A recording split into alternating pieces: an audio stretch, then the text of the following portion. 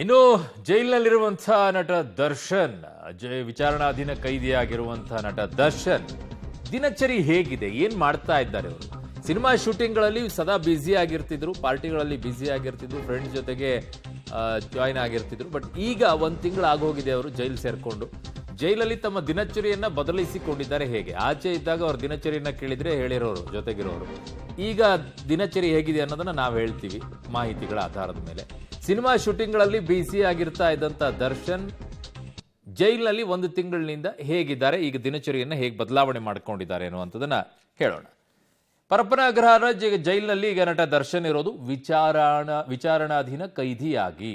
ಇನ್ನೂ ಶಿಕ್ಷೆ ಆಗಿಲ್ಲ ಇದರಲ್ಲಿ. ಸೊ ಹಾಗಾಗಿ ವಿಚಾರಣೆಯನ್ನು ಎದುರಿಸ್ತಾ ಇರೋದು. ಚಾಪಿಗೆ ಅವರಿಗೆ ಹಾಸಿಗೆ ಆಗಿದೆ, ಹೊದಿಕೆ ಅವರಿಗೆ ಕಂಬಳಿನೇ ಆಗಿದೆ. ಮಳೆಗಾಲ ಅಲ್ವಾ, ಕಂಬಳಿ ಕೊಟ್ಟಿದ್ದಾರೆ. ಪ್ರತಿದಿನ ಬೆಳಗ್ಗೆ ಮತ್ತು ಸಂಜೆ ಒಂದು ಅರ್ಧ ಗಂಟೆ ಏನೋ ಧ್ಯಾನ ಮಾಡ್ತಾ ಇದ್ದಾರಂತೆ. ಇದನ್ನೇ ಆಚೆ ಇದ್ದಾಗಲೇ ಮಾಡಿದಿದ್ರೆ ಈ ಸಮಸ್ಯೆನೇ ಬರ್ತಿರ್ಲಿಲ್ಲ. ಕೋಪ ಕಂಟ್ರೋಲಲ್ಲಿ ಇರ್ತಾ ಇತ್ತು. ಇನ್ನು ಬೆಳಗ್ಗೆ 6ರಿಂದ ಸಂಜೆ 7 ಗಂಟೆಯ ತನಕ ವಾಕಿಂಗ್ ಮಾಡ್ತಾರಂತೆ. ಬೆಳಗ್ಗೆ 6 ಗಂಟೆಗೆ ಮತ್ತು ಸಂಜೆ 7 ಗಂಟೆಗೆ ಎರಡು ಟೈಮಲ್ಲಿ. ತಿಂಡಿ ಮುಗಿಸಿ ಆಧ್ಯಾತ್ಮದ ಪುಸ್ತಕಗಳನ್ನು ಓದ್ತಾ ಇದ್ದಾರೆ. ಸೊ ಬೆಳಗ್ಗೆ ಮತ್ತು ಸಂಜೆ ವಾಕಿಂಗ್ ಕೂಡ ಮಾಡ್ತಾ ಇದ್ದಾರೆ. ಒಂದು 6ರಿಂದ 7, ಬೆಳಗ್ಗೆನೂ ಸಂಜೆನೂ ಎರಡು ಟೈಮಲ್ಲಿ.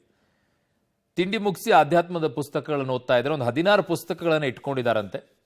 ಅದರಲ್ಲೂ ಸ್ವಾಮಿ ವಿವೇಕಾನಂದ ಅವರದ್ದು, ರಾಮಕೃಷ್ಣ ಪರಮಹಂಸ ಅವರದ್ದು ಭಗವದ್ಗೀತೆ ಸಂಬಂಧಿಸಿದ ಪುಸ್ತಕವನ್ನು ಅಧ್ಯಾತ್ಮದತ್ತ ಒಲವು ತೋರಿರುವ ಬಗ್ಗೆ ಮಾಹಿತಿ ಈಗ ಬರ್ತಾ ಇದೆ. ಆಮೇಲೆ ಜೊತೆಗೆ ಯಾರೊಂದಿಗೂ ಕೂಡ ಹೆಚ್ಚು ಮಾತನಾಡ್ತಾ ಇಲ್ವಂತೆ ದರ್ಶನ್ ಅವರು. ಸದ್ಯಕ್ಕೆ ಈಗ ಪುಸ್ತಕವೇ ಅವರ ಗೆಳೆಯರಾಗಿದ್ದಾರೆ. ಪುಸ್ತಕಕ್ಕಿಂತಲೂ ಇನ್ನೀ ಗೆಳೆಯರು ಯಾರಾಗಬೇಕು, ಅದೇ ದೊಡ್ಡ ಗೆಳೆಯ.